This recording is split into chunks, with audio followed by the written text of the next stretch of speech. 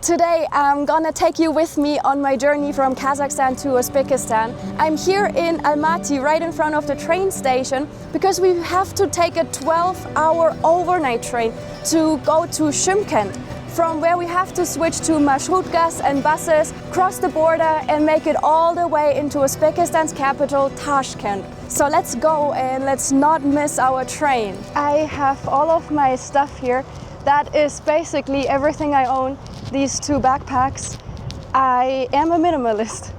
And right here we have the train station. So let's head over there. There are actually some direct trains that can bring you here from Almaty directly to Uzbekistan's capital, Tashkent. Though I would really like to see the town of Shymkent on the way. It's Kazakhstan's third biggest city, and it seems to be a very interesting ex-Soviet city. So I'd say we're gonna check that out on the way. Our train is gonna leave at 6:20, so we still have some time. So up there on top, Almaty to Shymkent at 6:19, that's our train. I think there's some waiting halls over there. Up there we have this beautiful Soviet mosaic with all the people playing music, dancing, gathering together, having a little fiesta. I heard the trains here can leave early and everyone's heading out, so I think that's my call.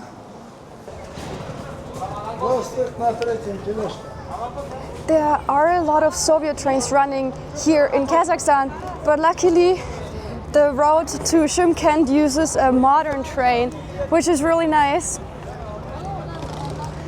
Because it is August right now, I mean end of July, but almost August, and it does get pretty hot, so I'm kind of happy to have an AC in there. Also, I splurged a bit and got a private cabin. So I guess tonight we're gonna travel in luxury. Yet this way. Another challenge is that the ticket is only in Russian, but the train officer told me down this way, so let's go. I'm kind of excited how the cabin will look like, because according to the internet, there should be a private shower even. The number? Russian. And number 2? Спасибо. So let's go in. So this one should be it. Oh, okay, it's bunk beds actually. Ooh, pretty small. Okay. Oh my god, I'm stuck. This is very small. And I've taken Soviet trains before. They're actually much more spacious. And here we also have a shower. Wow, so there's really a private shower in here. Toilet. Wow. Well, that is definitely an upgrade to the Soviet trains. But it is made for rather small people. We are on our way. And we're leaving exactly on time actually, so that is much better than any train in Germany. In the past, the border crossing into Uzbekistan was rather iffy. There were a lot of reports of people getting deported, not being allowed into Uzbekistan. For a long time, Uzbekistan was a country that was rather hard to visit.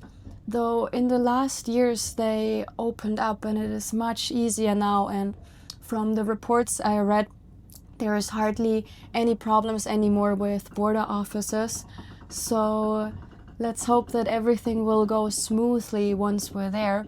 But first we take this train, which will take around 12 hours to Shymkent. And then we will first have a look around Shymkent before we continue into Uzbekistan. So from what I know, there should be a restaurant car somewhere. So let's have a look if we can find that and get some food. I don't have very high hopes for vegetarian food, but let's see. I think we're here.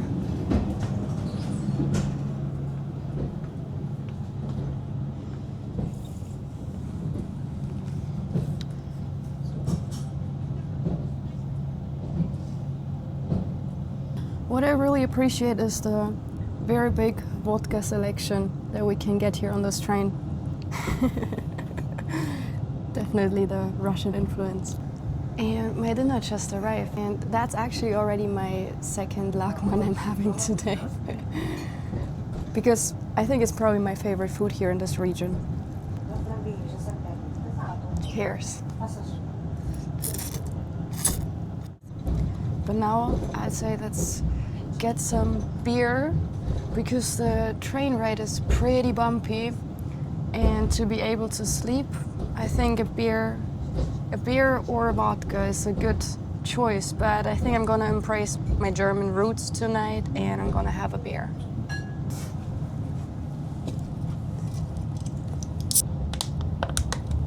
Спасибо.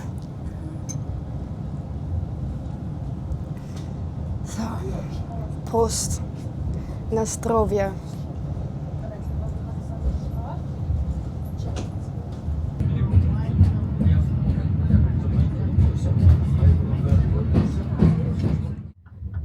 It is time to go to sleep now, and I'm gonna see you guys tomorrow morning. Have a good night. Let's see if I can turn off with my foot. Yeah. Good night.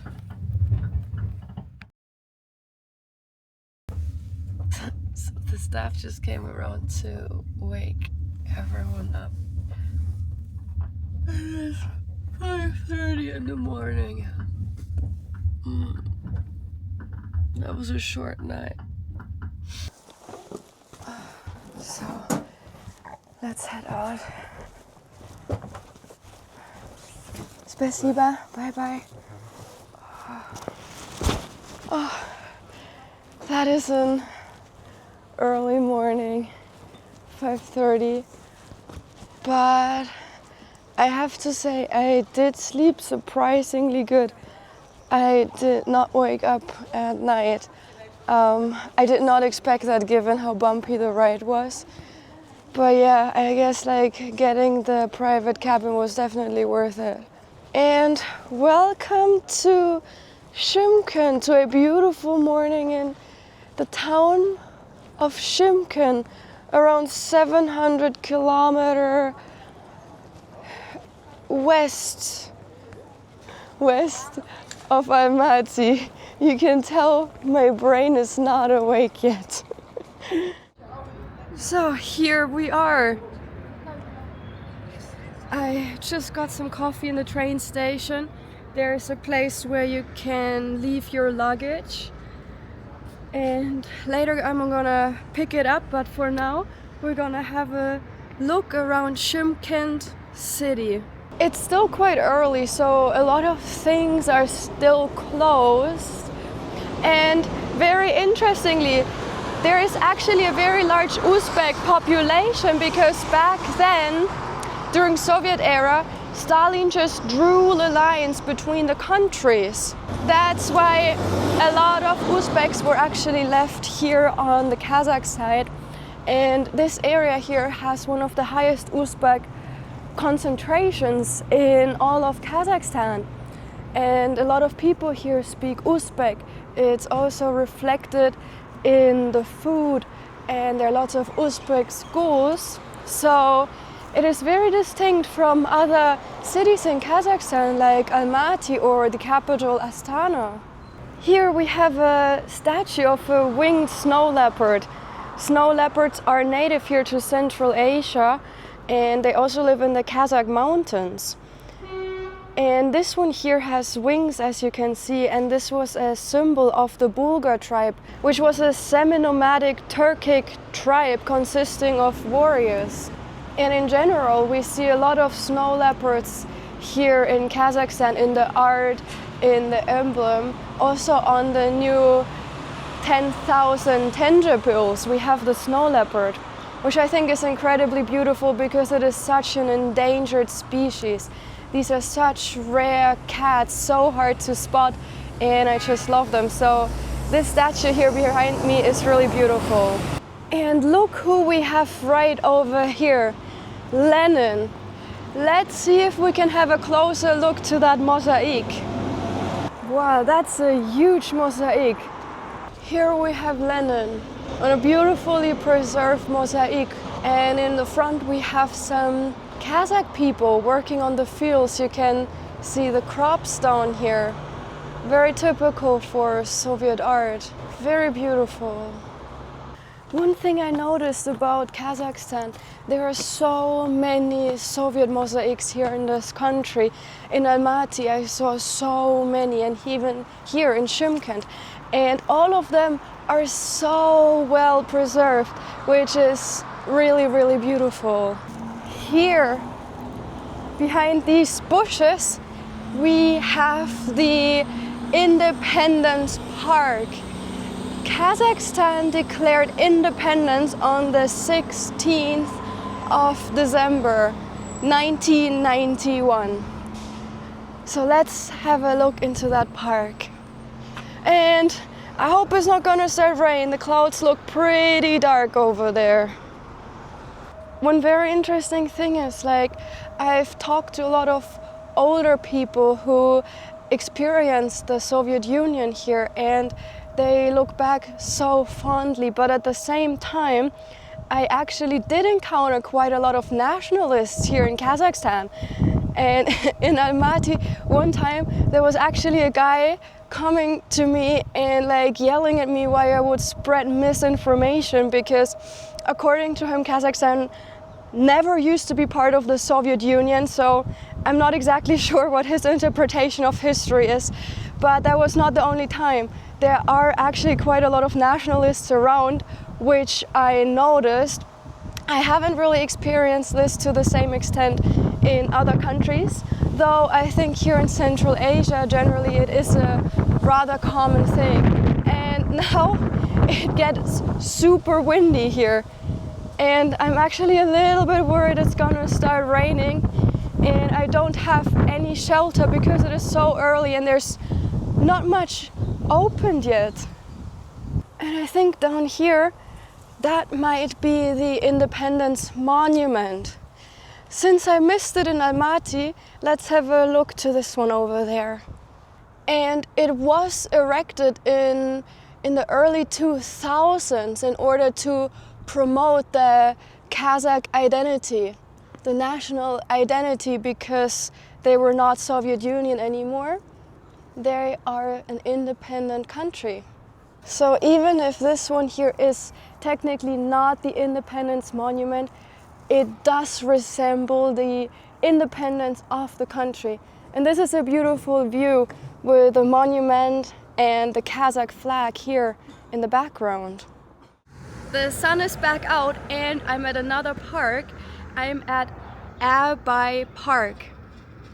And here we have a World War II memorial, and there's actually a lot of World War II stuff from the Great Patriotic War here in this park, and that's what we're gonna find now.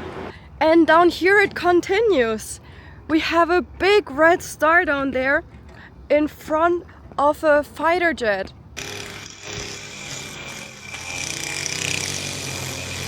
Here we have it up close, the MiG fighter jet that was likely used in the Second World War, in the Great Patriotic War. Now we have it here on display. That's pretty cool. It probably took down a lot of Nazis back then. It is time to get some breakfast now, and I was looking for a very specific restaurant here, Jedi Tandi. And I wanted to go to this restaurant here specifically because it is in an old, restored Soviet building. And from looking at the architecture, this could have once been a palace of culture. Though it is very hard to find any information about it online, so I cannot promise that it was a palace of culture, but it does kind of look like one. So it definitely does look very grand. Let's find the seats. I just got some morning tea and waiting for some breakfast food. And as you can see, this place is really, really grand.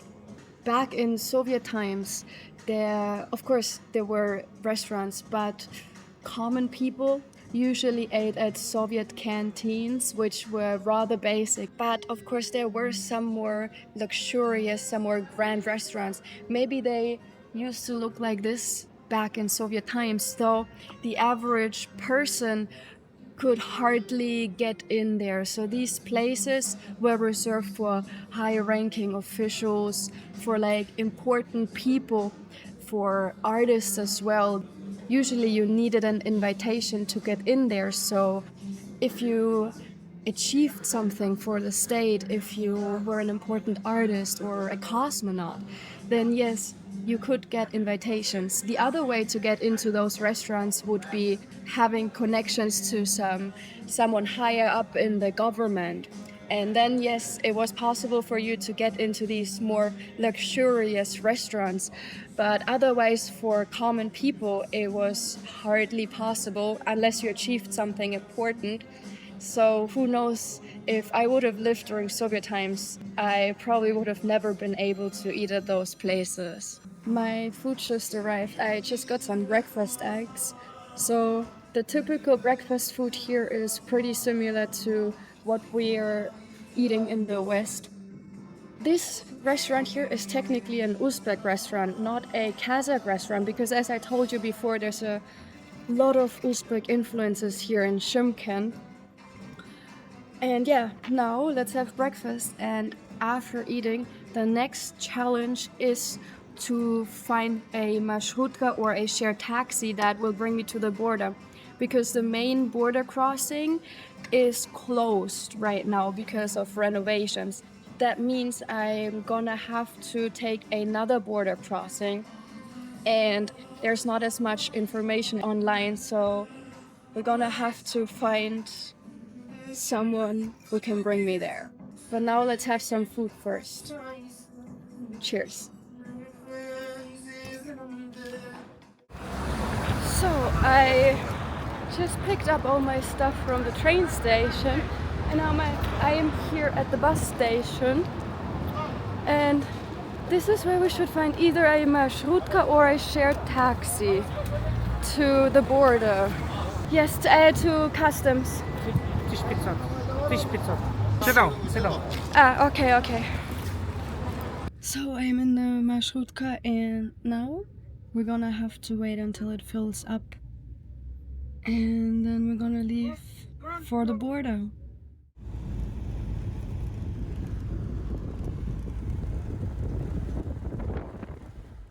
We made it to the border, and before we go to immigration and customs, we're gonna have to get some cash, some Uzbek zom. So there are lots of exchange places here, and now we're gonna find the best rate. I'm very happy that they display all the rates everywhere here, so hopefully we're not gonna get scammed. Hi, привет. I have 35,000. Yes, som. Yes. 600, 700. Yeah, спасибо. I want to make sure no one scams me.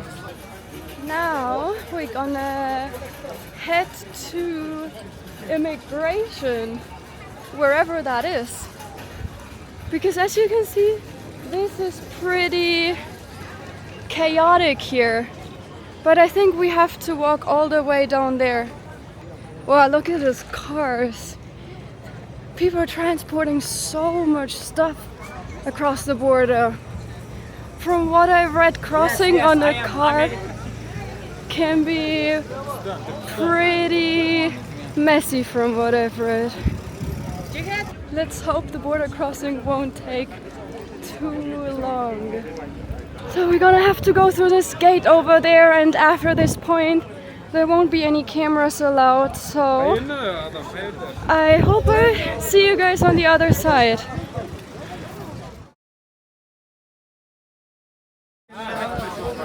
We're officially in Uzbekistan, and this side is just as messy as the other one.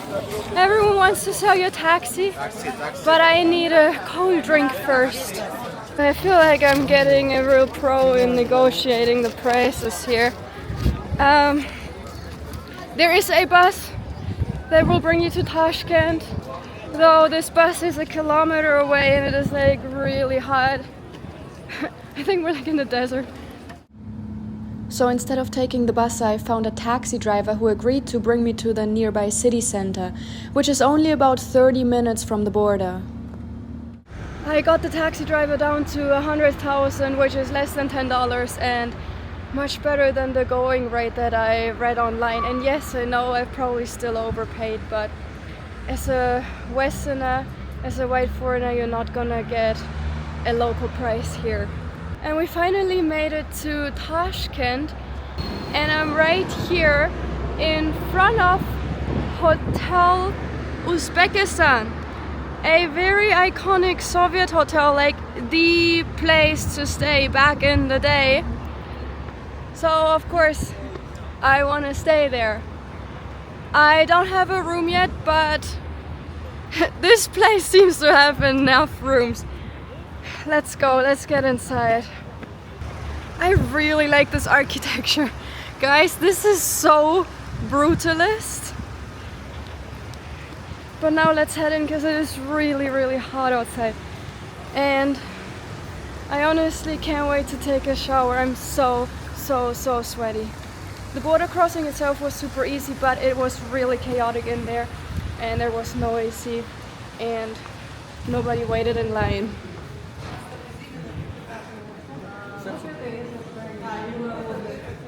Okay, so this has definitely been modernized since Soviet times. The reception is over here. I wanted to head straight to the bar because I feel like I really need a drink, but let's check in first. So, 11th floor, SIM card office, perfect, I can get a SIM card there. 11:05.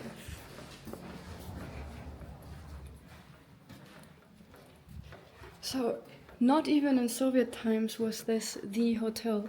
It also seems to be the spot for tourists to stay nowadays because it was almost booked out. I was actually lucky to get a room.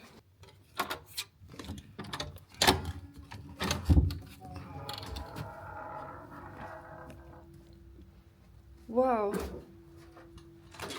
Wow, this is pretty big.